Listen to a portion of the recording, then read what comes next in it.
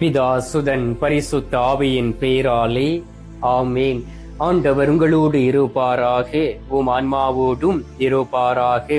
புனித யோவான் எழுதிய பரிசுத்த நற்செய்தியில் இருந்து வாசகம். ஆண்டவரே உமக்கு மகிமை. அதிகாரம் 3, இறை வார்த்தை 16. தம் ஒரே மகன் மீது நம்பிக்கை கொள்ளும் எவரும் அழியாமல் நிலை வாழ்வு பெறும் பொருட்டு அந்த மகனையே அழிக்கும் அளவுக்கு கடவுள் உலகின் மேல் அன்பு கூர்ந்தார். கிறிஸ்துவின் வாழ்வு தரும் நற்செய்தி. கிறிஸ்துவே உமக்கு புகழ். கிறிஸ்துவுக்குள் பிரியமான என் அன்பு சகோதர சகோதரிகளை, நம் ஆண்டவராகிய இயேசு கிறிஸ்துவை தேடி அவரிடம் இருந்து அமைதியையும், அவரிடம் இருந்து நம்பிக்கையையும், அவரிடம் இருந்து பலத்தையும் ஆசீர்வாதத்தையும் பெற்றுக்கொள்ள வந்திருக்கக்கூடிய உங்களுடைய மனது விருப்பத்தை அவர் இந்த நாளில் நிறைவேற்றும்படியாக உங்களுக்காகவும் உங்களுடைய குடும்பத்திற்காகவும் ஜெபிக்கின்றேன்.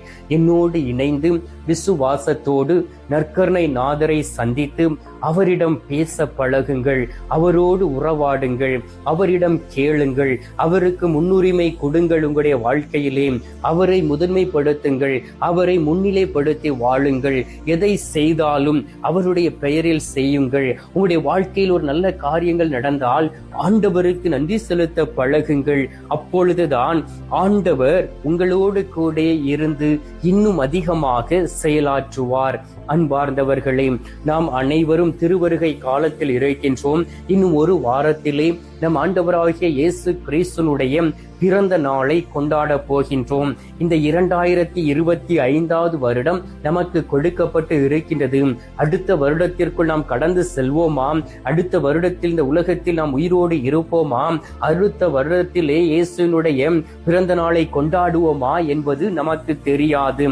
ஆனால் ஆண்டவர் அவருடைய பிறந்த நாளை கொண்டாட நம்மை தயாரிக்கும்படியாக அழைப்பு விடுவிக்கின்றார். ஒருவேளை கடந்த நாட்களிலே நீங்கள் ஆண்டுடைய சமூகத்தில் அமர்ந்து ஜெபிக்காதபடி வேலை வேலை என்று சொல்லி அலைந்து திரிந்து கொண்டு இருக்கலாம். பிரியமானவர்களே, இந்த நாட்களிலே இந்த ஒரு வாரமும் நீங்கள் ஆண்டோடைய சமூகத்தில் இருந்து ஜெபிக்க கூடியவர்களாக மாறுங்கள். ஆண்டவரிடம் பேசுங்கள், ஆண்டவருடைய வார்த்தையை கேளுங்கள், பணி செய்யக்கூடிய இடத்திலே ஜெபியுங்கள், நடக்கக்கூடிய இடத்திலே ஜெபியுங்கள், பயணம் செய்யக்கூடிய இடத்திலே ஜெபியுங்கள். ஆண்டவருடைய பிரசன்னம் உங்களோடு கூட கடந்து வருவதை நீங்களும் உணர முடியும், மற்றவர்களும் உங்களை பார்ப்பார்கள். அன்பார்ந்தவர்களே, ஆண்டவராகிய இயேசு கிறிஸ்துவின் பிறப்பில் தான் கடவுளுடைய தேவனுடைய அன்பு வெளிப்பட்டது என்று சொல்லப்பட்டு இருக்கின்றது. பாருங்கள், இந்த நாளில் வாசிக்க கேட்டோமே, யோவான் நற்செய்தி 3:16 தன் ஒரே மகன் மீது அன்பு கொள்ளும் எவரும் நிலை வாழ்வு பெறும் பொருட்டு அந்த மகனையே அழிக்கும் அளவுக்கு கடவுள் இந்த உலகத்தின் மீது அன்பு கொண்டார். தந்தை கடவுளுக்கு தெரியும், நான் என்னுடைய மகனை இந்த மக்களுடைய மீட்பிற்காக கொடுக்க போகின்றேன். எனக்கு இனி பழி செலுத்த வேண்டிய தேவையில்லை. இந்த மனிதனுடைய பழியை நான் விரும்பவில்லை, நான் இரக்கத்தை விரும்புகின்றேன். என் மகனுடைய பழி மட்டும் போதும் என்று சொல்லி தன் ஒரே பேரான மகனை ஒரு கன்னி பெண்ணை தேர்ந்தெடுத்து அவர் வழியாக அவருக்கு ஒரு பாதுகாப்பாக புனித சூசையப்பரை கொடுத்து இந்த உலகத்திலே அவர் பிறந்து வந்தார். எனவே தான் இந்த உலகம் முழுவதும் டிசம்பர் மாதம் 25 அன்று இயேசுவினுடைய பிறந்த நாளை கோலாகலமாக கொண்டாடுகின்றது. இந்த ஆண்டவராகிய இயேசு கிறிஸ்து மதங்களுக்கு அப்பாற்பட்டவர். ஆண்டவராகிய இயேசு கிறிஸ்து நம்முடைய சிந்தனைக்கு அப்பாற்பட்டவர். ஆண்டவராகிய இயேசு கிறிஸ்து நம்முடைய செயல்களுக்கும் நடத்தைகளுக்கும் அப்பாற்பட்டவர். நாம் இந்த உலகத்தில் இருந்து வந்திருக்கின்றோம், அவர் விண்ணகத்தில் இருந்து உயிருள்ள தெய்வமாக, உயிருள்ள உணவாக அவர் நம்மை தேடி வந்திருக்கின்றார். எனவேதான் தந்தையினுடைய அன்பு வெளிப்படுகின்றது. தந்தை கடவுளுடைய அன்பை அவருடைய பிறப்பின் வழியாக அவர் வெளிப்படுத்துகின்றார். எனவேதான் 1 யோவான் 4 அதிகாரம் 9 வார்த்தையில் சொல்லப்பட்டு இருக்கின்றது, கடவுள் தன் ஒரே மகனை உலகத்திற்கு அனுப்பி நமக்குள் அன்பை வெளிப்படுத்தினார். நமக்குள் அந்த நற்கருணை நாதர் கடந்து வரும் பொழுது அந்த அன்பு வெளிப்படுகின்றது. நாம் பாவ சங்கீர்த்தனம் செய்து பாவ மன்னிப்பு நிச்சயத்தை பெறும் பொழுது அந்த அன்பு வெளிப்படுகின்றது. இயேசுவினுடைய இந்த பிறப்பும் நமக்கு நமக்கு ஒரு அன்பின் செய்தியாக இருக்கின்றது. அவர் யாரையும் கொலை செய்வதற்கோ கண்டிப்பதற்கோ தண்டிப்பதற்கோ வரவில்லை. இரக்கத்தின் தெய்வம் எல்லோர் மீது மனம் இறங்கி எல்லா மக்களையும் ஒன்றாக சேர்த்து அவருடைய ஆத்துமாவை பாதுகாத்து தந்தையினுடைய கரத்தில் ஒப்புக் கொடுப்பதற்காக அவர் இந்த உலகத்திலே மானிட மகனாக வந்தார். எனவேதான் யோவான் நற்செய்தி 17வது அதிகாரம் முழுவதும் வாசித்து பாருங்கள். ஆண்டவரே, நீர் கொடுத்த எல்லாரையும் உமது கரத்தில் நான் திரும்ப கொடுத்து விட்டேன் என்றும் அவர் தந்தையை நோக்கி ஜெபிக்கின்றார். அதே போல் சிலுவையில் தொங்கிக் கொண்டு தன்னுடைய கடைசி மூச்சை விடும் பொழுதும் எல்லாம் முடிந்தது என்றும் அந்த கடைசி வார்த்தையை சொல்லிக் கொண்டு தன்னுடைய உயிரை, தன்னுடைய ஆத்துமாவை தந்தை கடவுளிடம் கொடுத்தார்.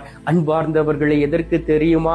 நாம் நிலை வாழ்வை பெற வேண்டும், நாம் அழியாமல் இருக்க வேண்டும், நம்முடைய ஆத்துமா பாதுகாக்கப்பட வேண்டும் என்பதற்காகவே நமக்காக அவர் இந்த உலகத்தில் கடந்து வந்தார். உரோமையர் 5:8 வாசித்து பாருங்கள். நாம் பாவியாக இருக்கும் பொழுதே கிறிஸ்து நமக்காக பாவமானார். நாம் சாபமாக இருக்கும் பொழுதே கிறிஸ்து நமக்காக சாபமாகி தன்னுடைய அன்பை தந்தை கடவுள் தன்னுடைய மகன் வழியாக வெளிப்படுத்தினார் என்று சொல்லப்பட்டு இருக்கின்றது. தந்தை கடவுளை போல் நம்மை அன்பு செய்ய இந்த உலகத்தில் யாரும் கிடையாது. அதே அன்பின் பிரதிபலிப்பு தான் நம் ஆண்டவராகிய இயேசு கிறிஸ்து. அவர் யாரையும் வேதனைப்படுத்தியது கிடையாது, யாரையும் காயப்படுத்தியது கிடையாது, யாரையும் அவமானப்படுத்தியது கிடையாது, யாரையும் அவர் கஷ்டப்படுத்தியது கிடையாது.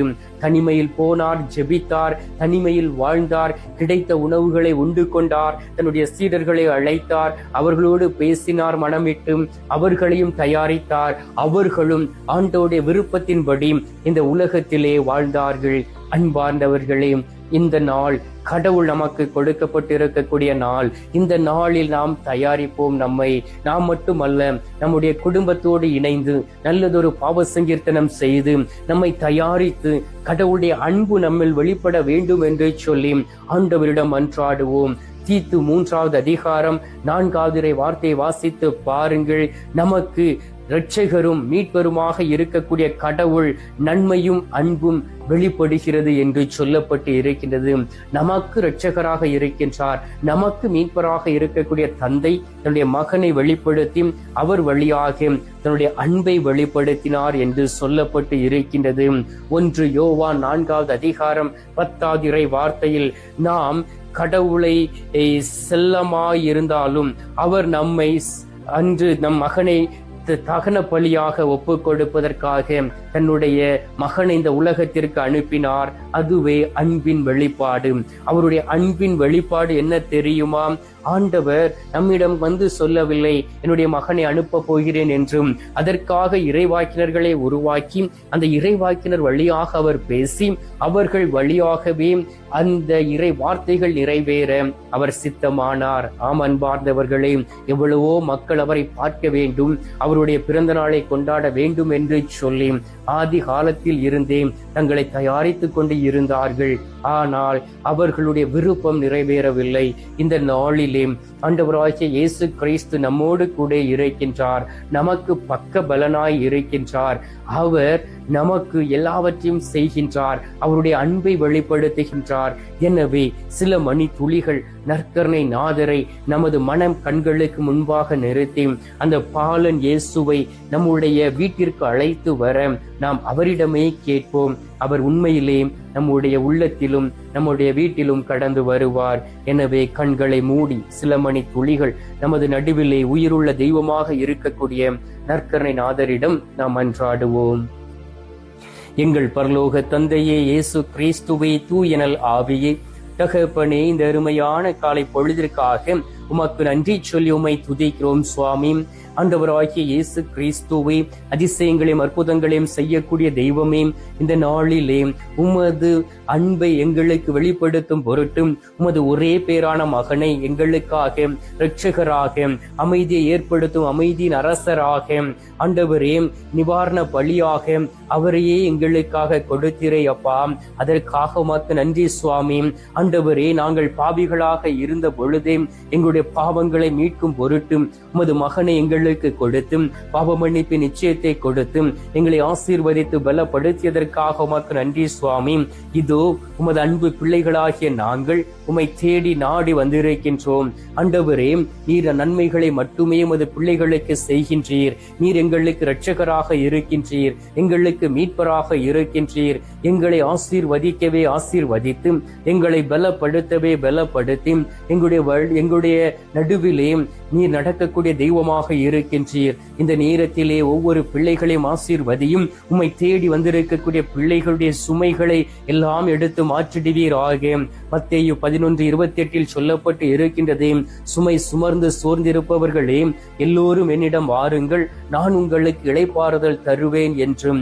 ஆம் தகப்பனே, எங்களுக்கு ஒரு இளைப்பாறுதலை தரவும் சோர்வில் இருந்து விடுதலை கொடுக்கவும் என் ஆண்டவரை அறிந்து புரிந்து கொண்டு நடக்கக்கூடிய அந்த மன பக்குவத்தையும் தர வேண்டுமாய்மை நோக்கி செபிக்கிறேன் அப்பா. ஒவ்வொருவரையும் ஆசீர்வதியும், ஒவ்வொருவரையும் பலப்படுத்தும், ஒவ்வொருவரையும் திடப்படுத்தும். இந்த அருமையான நேரத்திலே பிள்ளைகளுடைய ஜெபத்தை கேட்டதற்காக உமக்கு நன்றி. ஜெபத்தை கேட்டு என் ஆண்டவருடைய பிறப்பிலே அன்பு வெளிப்பட போகிறது என்பதை நீர் வெளிப்படுத்த போவதற்காக உமக்கு ஸ்தோத்திரம் ஸ்தோத்திரம் ஸ்தோத்திரம். மீட்பெரும் இரட்சகருமான இயேசுவின் திருக்கரத்தில் ஒப்புக் கொடுத்து எங்கள் தாய் கன்னி மரியாள் வழியாக ஜெபிக்கின்றோம். அன்பு தந்தையே, ஆமீன். பரலோகத்தில் இருக்கிற எங்கள் பிதாவே, உம்முடைய நாமம் அர்ச்சிக்கப்படுவதாக, உமது ராஜ்யம் அருக, உமது சித்தம் பரலோகத்தில் செய்யப்படுவது போல பூலோகத்திலும் செய்யப்படுவதாக. எங்கள் அனுதின உணவை எங்களுக்கு என்று அளித்தருளும். எங்களுக்கு தீமை செய்கிறவர்களை நாங்கள் பொறுப்பது போல எங்கள் பாவங்களை பொறுத்தருளும். எங்களை சோதனை விளைவிடாதையும் தீமையில் இருந்து எங்களை ரட்சித்தருளும். ஆமேன். அருள் இறைந்த மரியே வாழ்க, கர்த்தர் உடனே பெண்களுக்குள் ஆசீர்வதிக்கப்பட்டவள் நீரே. உம்முடைய திரு வயிற்றின் கனியாகிய இயேசும் ஆசீர்வதிக்கப்பட்டவரே. அஜிஷ்ட மரியே, சர்வேசுடைய மாதாவை, பாவிகளா இருக்கிற எங்களுக்காக எப்பொழுதும் எங்கள் மரண நேரத்திலும் வேண்டிக் கொள்ளும். ஆமேன். பிதாவுக்கும் சுதனுக்கும் பரிசுத்த ஆவிக்கும் மகிமை உண்டாவதாக. ஆதியில் இருந்தது போல இப்பொழுதும் எப்பொழுதும் என்றென்றும் இருப்பதாக. ஆமேன். அன்பார்ந்தவர்களே, நற்கருணை நாதர் தரக்கூடிய ஆசீர்வாதத்தை பெற்றுக்கொண்டு அவருடைய அன்பை வெளிப்படுத்தக்கூடிய பிள்ளைகளாக மாறுவோம்.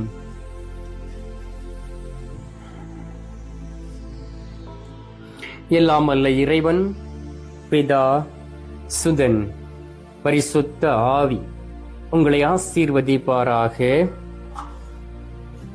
ஆமேன்.